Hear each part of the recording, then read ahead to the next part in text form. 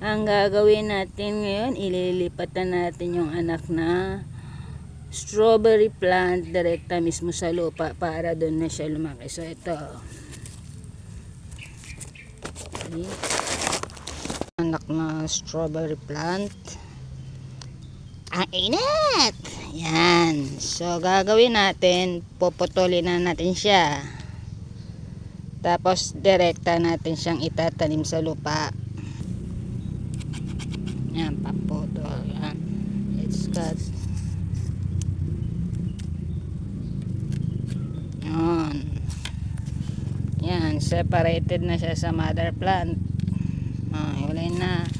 Gagawin natin siyang mother plant din. Direkta nating tatanim sa lupa.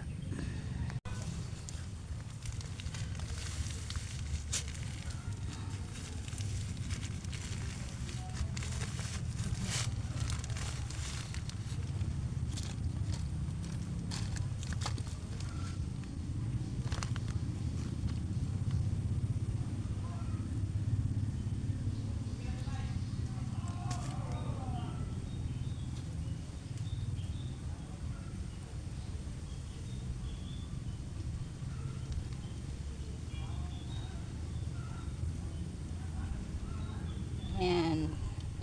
Dapat yung crown niya hindi matakpan.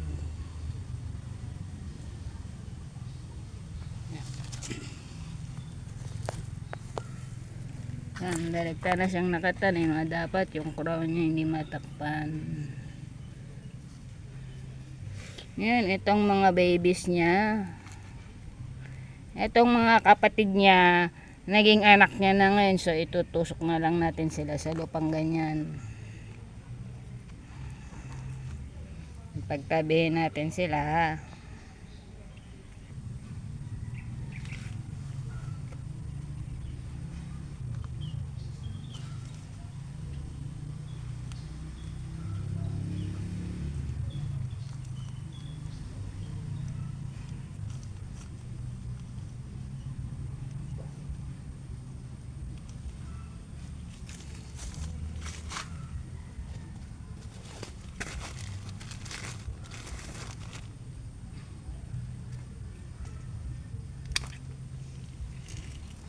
Para hindi matanggal, lagyan natin ng ganito.